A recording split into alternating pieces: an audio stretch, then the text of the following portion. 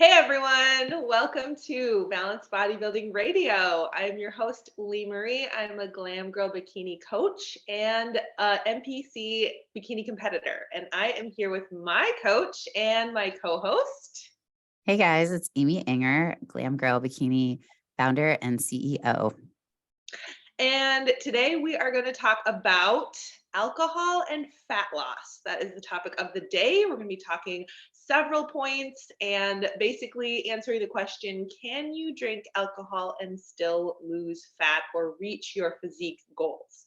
So that is our topic today. But first, we do have a question of the day, random question of the day. And as always, if you guys want to send us your questions, if you have topics that you want us to cover, or you just have a random question to throw at us, you can message us on Instagram at Balanced Bodybuilding Radio. Or if you're watching on YouTube, you can just go ahead and leave a comment, a question in the comments of this episode. So today's question actually comes from our Instagram, from Michelle Brusasco. I hope I said that correctly. Her Instagram is Miss_Michelle_PHX.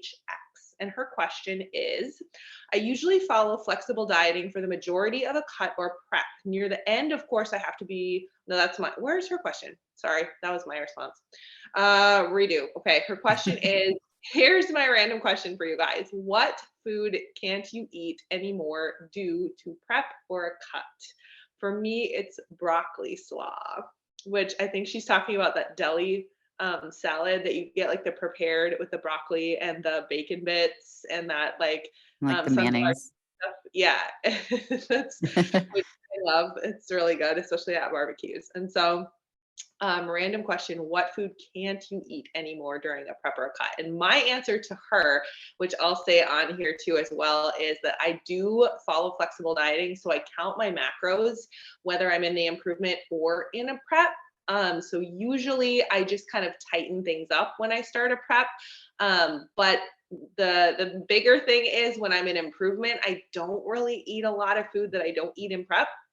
So occasionally I'll like have like a refilled meal or something where I'll eat something that I don't usually eat in prep. But the difference between improvement and prep is usually just the amounts of food I eat. But then as it gets closer to a show, I definitely cut out things like protein bars. That's probably the one I would think of, just because I want to eat a more filling source of protein and carbs. So I do love my protein bars and I do cut those out. Yeah. What about And I guess I am curious with her as far as, broccoli slaw. When I think of broccoli slaw, I think of the microwavable kind you? of Oh, like, you can do it's broccoli slaw that's just broccoli. So I wonder maybe if like some people, it causes them bloating when they eat broccoli. It makes them a little gassy. I don't know. But my answer to her question is I would keep broccoli slaw in throughout the prep until the end. But for me, macro friendly. If she's talking about like the broccoli salad, I bet we could make a macro friendly version of that. 100%. Yeah. My husband uses like plain non-fat Greek yogurt as like a sour cream. And, they have that olive oil mayonnaise that you could just count it as your fat and it'd still be pretty good. We So avocado mayonnaise too. yeah. Yeah. So just food for thought on that one. But I think that my answer to this question actually segues pretty nicely into our topic, because the very first thing when my prep switch is turned on is I cut out alcohol. So I love that this is Balanced Bodybuilding Radio and that we're taking the perspective today on how I incorporate and how other people can, some suggestions on how you can incorporate alcohol into a fat loss phase, into the improvement season, and still reach your goals with it. But because of other reasons that we'll be discussing today, I do take it out once I'm serious about prepping, even far, far out. That's the first thing I'll take out. So, I do eliminate like gluten and dairy and processed foods later in the game, but the very first thing I take out is alcohol. And we have several reasons why. So we're going to kind of go through this list probably on the reasons why it helps you get to your goals faster. You can still get to your goals 100% incorporating alcohol, but the reasons why it makes fat loss a lot more challenging and difficult, and a little bit slower process. So if you're into, getting to your goals quickly, it's better to take it out and abstain. But we'll get into some of those reasons. So do you want to talk about the first reason why you might want to take alcohol out? Sure. Yeah. So, reason number one is that alcohol is often known as or referred to as empty calories. So, quote unquote, Mm. alcohol is actually its own macronutrient. So, just like we have protein, fats, and carbs, then we have alcohol, and alcohol is 7 calories per gram. But the interesting thing about the macro alcohol is that your body can't use those calories for fuel or for energy. So instead, your body will, as soon as you ingest alcohol, your metabolism is going to focus all of its attention on getting rid of it because it recognizes it as a poison. And so it's referred to as empty calories because it's calories that your body can't use for energy. So, basically worthless calories, right? And so, what we want to do when we're going to drink alcohol is we want to try and minimize the damage, and we want to try and do things like stay hydrated, watch the food that we eat at the same time, because our metabolism is going to focus totally on the alcohol first. It is not going to be burning the other foods that we eat. So, like, just think about like when you go out to eat and you have drinks, or if you're at a bar and they have like snack mix or pretzels or whatever they have. If you're eating those foods at the same time, your body's not going to be burning those for energy. It's just going to be storing them because it's going to be focused on getting the alcohol out of your system. So, do you have thoughts on that? Yeah, I mean, I think you kind of covered number two also, which that is Oh, alcohol is burned first. So because fat metabolism and glucose, they are not going to be used up right away because the body does prioritize, like you said, that it recognizes that it needs to detox the alcohol first and metabolize that as the first priority. Then unfortunately, it for about 24 to 48 hours, it's just imagine your fat loss phase being put on pause. The pause button gets turned on, and then that's going to make your body store any excess like fat or glucose, and it's going to store it as adipose tissue. So that's something to keep in mind. And that is why it does slow down and delay progress in most cases. And it also does cause quite a bit of inflammation as well. So let's go into just a couple when we're talking about calories. So if you look on MyFitnessPal, let's say, for example, a glass of beer or like a can of beer, mhm. it'll say that, it's 100 and I don't know, like 25, 150 calories, something like that. And we know that, a carb is every gram is 4 calories. So it'll just say 6 grams of carbs. We know that math doesn't really add up, right? So that's where that empty calories, like you had mentioned in number one, comes into play. So we'll talk a little bit more about that and how to calculate it with your macros. But let's go on to number three.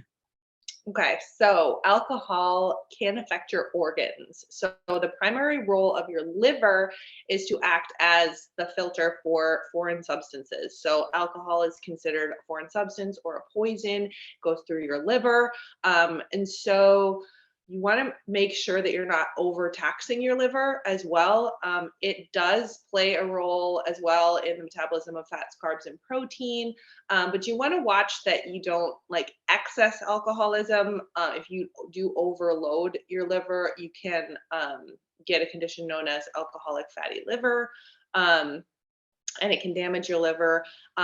And since your liver does also play a role in metabolizing your other macronutrients, you really want to keep it healthy. I mean, all of your organs you want to keep healthy, but that's just something to keep in mind. Also, I was going to look up, but I know I have looked up what is considered excess alcohol, but it's actually a lot less than you might think. So when we think of excess alcohol, we might think of like getting blackout drunk, several nights a week or something, like, like you think of like college kids, like that sort of reputation, but actually it is quite low. And especially for females, it's a few drinks a week that is considered excessive, in just in taking care of keeping your liver healthy. Mhm. I don't know if you know those numbers or anything like that. I don't.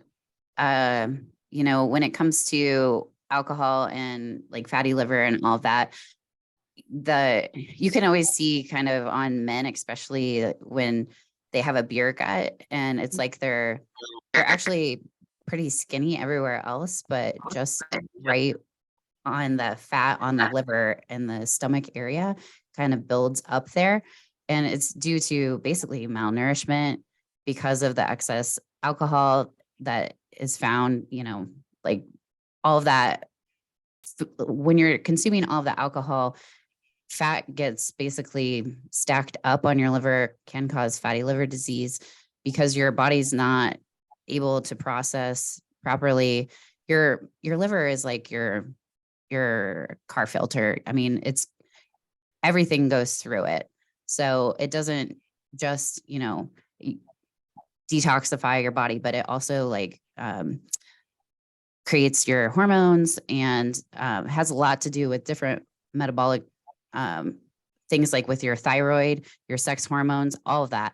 So if it gets backed up, if it gets clogged up and it continuously has to keep prioritizing alcohol, you're going to end up with like fatty liver and excessive belly fat in particular. So, Mhm. number 5, do you want to go over that one? Okay.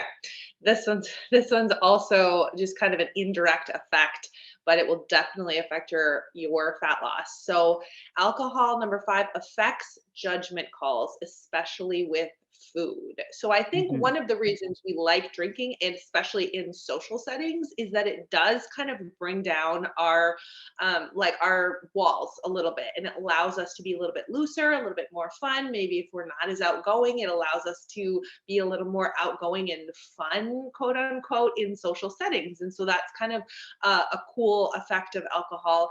But what it can also do is it can take down our self-awareness when it comes to being disciplined with our diet. And so if we get a little bit, buzzed or something like that, we might just go, oh, I'll just, have a night off from my diet. I'll just go for this or go for that. And you could end up eating excess calories of food on top of also having that alcohol in your system. So your metabolism is not focused on burning those extra calories for fuel, for energy. So then it can kind of have this double effect. And so Mhm. an interesting point in this article was that they did a study on mice that they were given ethanol, which is just pure alcohol, over a period of 3 days, and the mice demonstrated a significant increase in food intake, which is just an interesting point.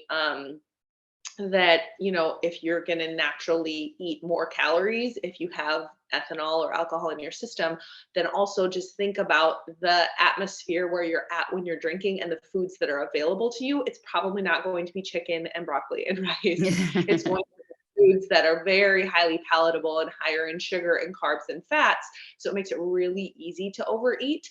And so to just kind of think ahead, plan ahead, we talk about not eating at the same time as we drink, but you don't want to go into a social situation like that on an empty stomach. You want to, eat your meals beforehand, make sure you have protein in your system, make sure that you have some good healthy food in your system. Not only will that help with, the alcohol, but it's also going to help you stay disciplined on your plan. Yeah, drunk munchies are a real thing. And number 6, I kind of alluded to this with just sex hormones in general and the intake of alcohol, how that can affect your hormones. But the testosterone is another one that I didn't mention. And basically, when we're trying to grow muscle tissue, testosterone plays a huge role in that and our metabolism and fat burning capabilities. So this particular article notes a study that, and maybe we can include this in the show notes, but the low testosterone levels can had impacted some of these men with giving them like metabolic syndrome, such as like high cholesterol, high blood pressure, increased blood sugar levels, and then body mass index. And the lower testosterone also can affect your quality of sleep and some other things, that markers that just rise in addition to like blood pressure and cholesterol, are triglycerides as well. So something to think about. And these are things that are like, it's not the fun, glamorous side of talking about fat loss. Like a lot of people think, well, I just want to lose weight. But if your hormones and the state of your health is not good, if it's not ideal, it is going to make fat loss so much harder and sometimes almost impossible. So your health and the health of your hormones are actually super connected, super important if you are going to go into a fat loss phase. And speaking on the female side of things, which is our specialty, the presence of estrogen dominance can really be a huge impact that happens with women, because our estrogen, the bad metabolites, those all get packaged up in the liver to be transported out through your digestion and excreted. And there's three estrogen metabolites, the two that, cause things like breast cancer and uterine cancer and things like that. Those don't get packaged up to be delivered out of the system if your liver is not functioning on a high level. So any sort of alcohol use in women can really create estrogen dominance, which we all know what that means. It means weight gain, collection of fat like in your hips, your legs, the back of your arms, and it makes you more insulin resistant as well. So that's the female side of things. And then number 7, it can impact your sleep, and that is definitely so true. I feel like just from personal experience, whenever I drink alcohol, especially in excess, I wake up quite a bit. I get like hot. I get a lot of disruption. You either are like waking up to go to the bathroom, maybe like your stomach's growling, but basically it's not a good night's sleep for sure. So, and that can definitely throw off things with your metabolism and your weight loss as well. Yeah, definitely. Sleep is so important. Okay, so number 8, alcohol affects digestion and nutrient uptake. And I actually had this thought when you were talking about a couple points ago about when guys get what is known as the beer gut. But you mentioned something about them actually being nutrient deficient. And so this talks about your digestion and how important that is with your body actually absorbing the nutrients that you're taking in. The intake of alcoholic beverages can also inhibit proper digestive function. So it can cause stress to the stomach and the intestines, and it can lead to digestive secretions and the movement of food through the tract. So, like digesting, quote unquote, digesting your food or moving it through your digestive tract without being able to ingest or absorb the nutrients from the food, which are super important for your body. And then I just had another point on this as well that I thought about with, so like the empty calories point again. I had a client that I worked with very successfully through a fat loss phase with flexible dieting. So I had her tracking her macros, and she did drink socially, and I taught her how to track, and she was very good, very diligent at tracking everything, and she had great progress. And then later on, I was talking to her about that kind of fat loss phase that she was in, and she told me that she was so good at tracking her alcohol and stuff, but she would drink so much that her calories from alcohol would actually be more than her calories for food.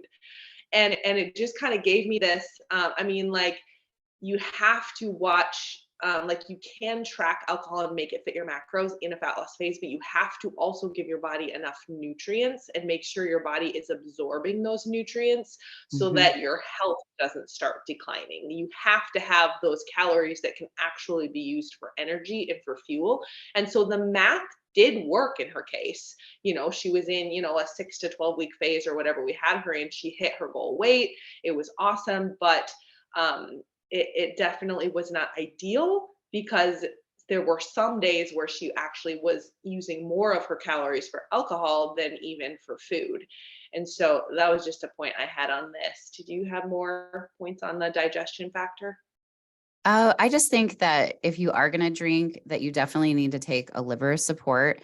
And we Mm, can probably link it in the description box, but liver detox is definitely a staple if I am having any sort of alcohol, because like we had mentioned with the fat metabolism, with, the production of sex hormones, everything gets processed through the liver. And that's why digestion is affected too, because things get sent through the portal vein of the liver when we're talking about like glucose and fat metabolism. And the whole body works so many functions through the liver. So if our liver is not functioning on all cylinders, it definitely can be helped and aided if you do make the choice to do alcohol into your plan. To have the liver detox from First Form is definitely a supplement that I would recommend. And then mhm, you talked about like nutrient deficiencies. Microfactor would be a great um, you know, plug there to put in, so that you can at least make sure that through your supplementation, you're filling in those gaps where maybe the nutrients aren't as high, you're not eating as many fruits and veggies and things like that. So mhm, when I track alcohol, I take it out of my fat budget. And you had mentioned earlier that I believe that 1 gram of alcohol is worth 7 calories, right? So mhm. when we think about protein and carbs, they're 4 calories per gram. And then you have fat, that's 9 calories per gram. So fat is definitely the closest in the family to Mhm. alcohol in terms of like per gram, what you would track. And then also because fat metabolism gets put on pause, I choose to take it out of my fat budget. I also basically account for the carbs too that are included in the drink. So for example, I talked about that light beer. I think it's like a can of Bud Light has 6 grams of carbs. So I'll also take out those 6 grams of carbs, but then the leftover calories that come out of from the alcohol, those get pulled out of my fat budget. So I'm always very careful. Like if I do drink socially, that I track ahead of time and I make sure I really plan out my meal. So I have basically the my inhibitions kind of get my willpower muscle gets a little bit Mhm. weaker when I drink. So I want to make sure that I've hit most of the majority of my meals for the day. And I will, like, if I'm going out to dinner with friends socially and we're going to have like a glass of wine or like a vodka water, then I'm going to track that ahead of time. And I'm going to have a very lean protein and a vegetable basically with no oils added or anything like that. So I try to come into that meal, like you said, full. It's a great strategy. Some other ways that you can make alcohol more macro friendly. I think, it's easy to track things like wine and beer because they have labels that you can actually scan, and MyFitnessPal kind of recognizes those. It's hard to judge, how much are you actually drinking? So Right. if somebody is very heavy on the pour, you just have to be careful because you're really not measuring that. So my Mhm. suggestion would be if you are like doing something casual where you're in like a bar setting, I would actually recommend doing I like the quirks. It's like a can of club soda and it's basically an a 90-calorie beverage, but it has that portion control because it's in a can. And my Mhm. favorite is the strawberry lemonade basil. But I know that they have like Truly, they have White Claw, they have so many different seltzer water type of drinks. My suggestion is to do that if you're in a strict weight loss phase and you want to be like ultra calculated with it, do a can like that. And then always double fist. So I always have a large glass of, especially club soda, because the bubbles make me a little bit more full. So I always ultra hydrate. And I don't think that was one of the points that we discussed, but it's definitely a point that is worth noting is that Mhm. alcohol dehydrates you. It's a diuretic. And so you should plan your rest day for the day after you drink because you have a higher likelihood of getting injured because your muscles aren't properly hydrated. So if you're going to, weight train 6 days a week, go out on Saturday night and have Sunday be your rest day so that you can train optimally. If you're hung over, I mean, you're dehydrated. So you're going to not only have had a poor night's sleep, so you're not going to be recovered, you're going to have a very poor functioning workout from an energy standpoint, from a dehydration, and you're more likely to get injured. So just some things to think about there. But some other alcohol friendly beverages that I would suggest if you're ordering and there's not those can options like I was talking about, I like to do like a shot of tequila with club soda and a lime, and then Splenda and salt rim. A lot of my friends like to have a shot of vodka with a club soda. It's very macro friendly. You're cutting out, it's basically like ranch water. It's called the tequila one. But it's a great alternative to like a margarita because it kind of tastes like a margarita, but other than the alcohol calories, you're not really consuming anything additionally, like with the simple syrups and the juices and things like that.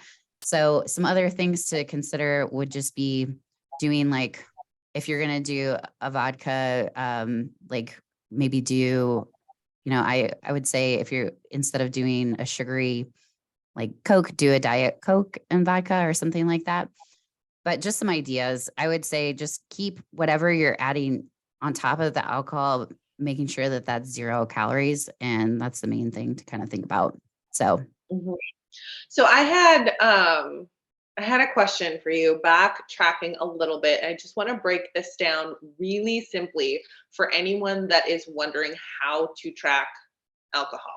uh-huh. So I just want to go back to the beer example because it's Yeah. super easy Yeah. math wise. So what you had said was, okay, so let's just say that you're going to drink a can of beer, and it's going to give you 150 calories and 6 grams of carbs. So what you would do is you would take the 6 grams of carbs, you would track those in my Mm-hmm. fitness pal, and so that would give you what, 20 calories, Mm-hmm. 6 grams of carbs. So that's 20, 20 24, but yeah. 24 calories. Yeah. I can't do math. Sorry. Okay, so 24 calories. So then you have 126 calories left, right? So I just Math? looked on MyFitnessPal, and Bud Light is 110 calories and it's Okay. 6.6 grams of carbs and like zero point 0.9 protein, 0 fat. So yeah, the rest of that would come from my fat budget. So if we're taking 110 and then subtracting the 24 calories that I pulled out from carbs, we have 86 calories left. And I'm going to divide So if that. they were not aware of this and they just tracked the can, there would be 86 calories unaccounted for. Uh-huh. Is that the Yeah, point? Okay. So absolutely. this is why it's important not to just scan and go. Yeah. So, if you think about in fat grams, we just divide that by 9 and then you kind of figure Mhm. out how many fat grams, which it's quite a lot. I mean, it's basically like a tablespoon of peanut butter. So, it's Yeah, it's almost 10 basically, grams. yeah. So, it's about, yeah, it's Okay. like 9 point Yeah, something. so I just kinda wanted to break down how to do that math on my fitness Mhm. pal, and then what you can actually do is you can actually track just fat and carbs in my Mhm. fitness pal. Is that what you do? Yeah, you can You just definitely do that. I usually what I'll do is, because depending on what I'm drinking, I don't normally drink beer because it does have gluten in it.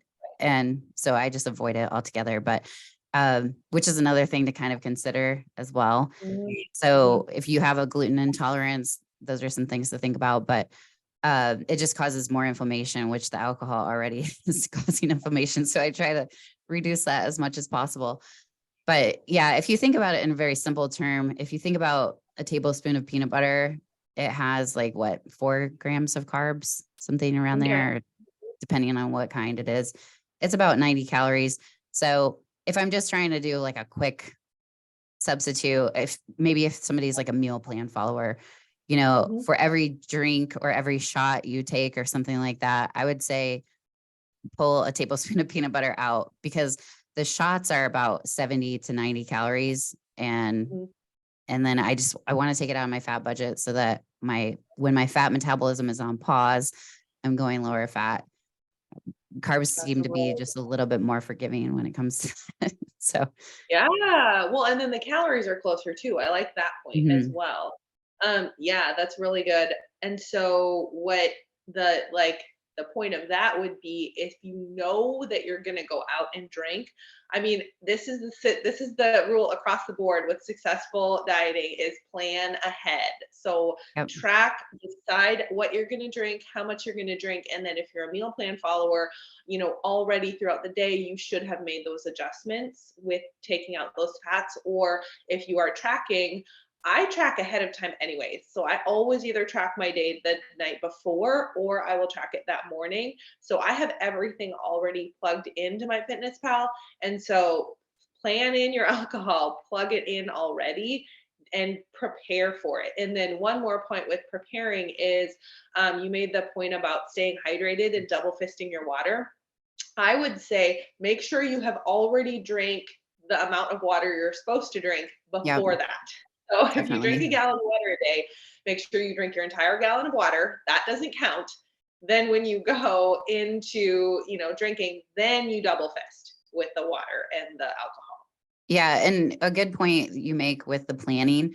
So my friends and I really like to go out to a nice dinner for, in the improvement season. And then we like to have like a couple glasses of wine.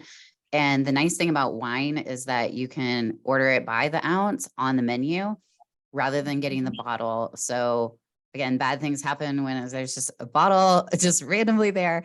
So I suggest ordering by the glass, planning ahead of time because you can look it up.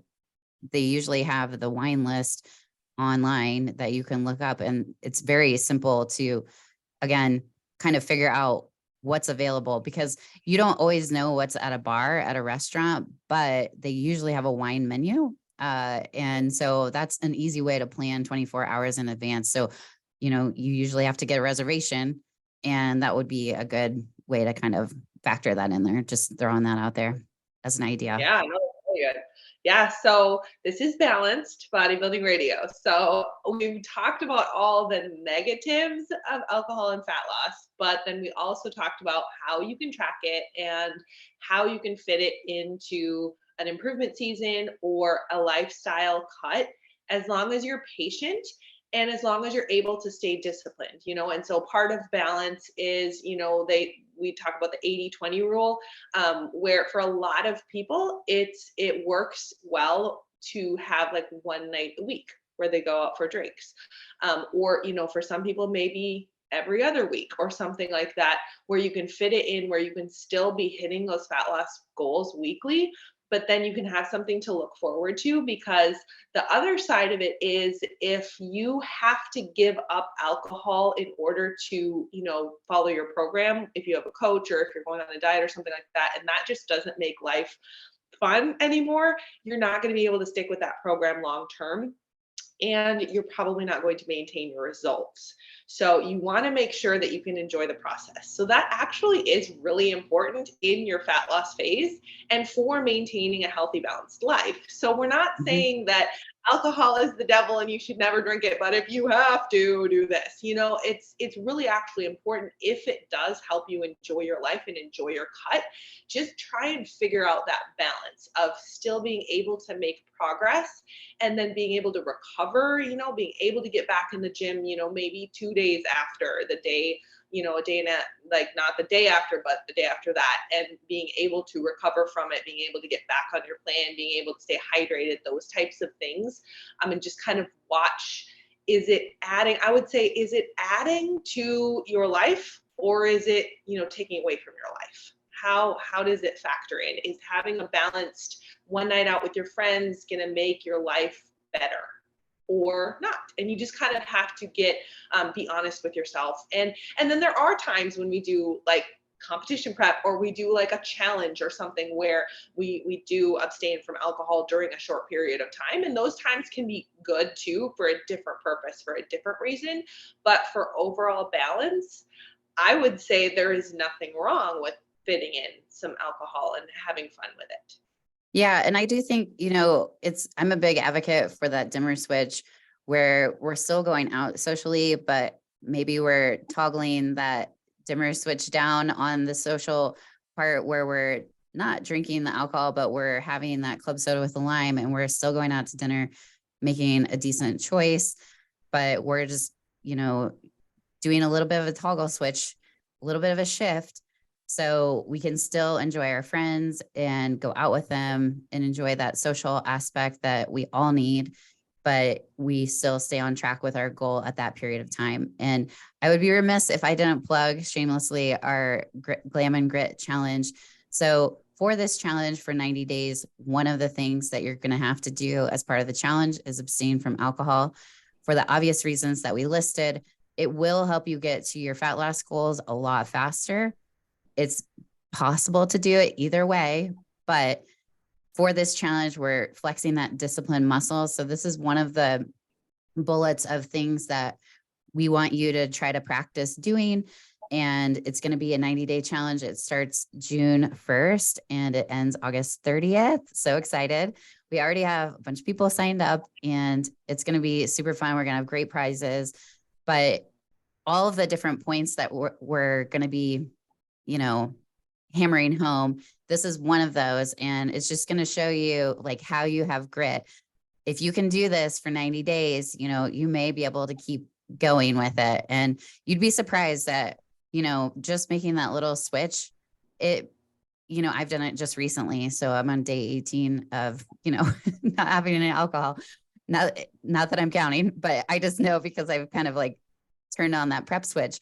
And I just think that it's totally doable. I'm still going out with my friends. Like we went out to a similar place, 3 weeks ago and then last weekend. And the last time we went, I had tequila in my club soda. And this time I had just the lime and it wasn't a big deal. We still had just as much fun. So I encourage you to keep that balance and keep on keeping on. So we'll put that link in the show notes for the challenge if you're interested in joining. Yeah. And then I had one great point about the challenge as well, is that I know that for some people it is difficult to be the only one not drinking in a social circle.